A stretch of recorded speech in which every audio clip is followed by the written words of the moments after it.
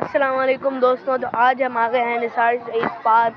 तो ये देख सकते हैं, तो देखो अभी मैं आपको दिखाना ही आ रहा हूँ। ये देखें।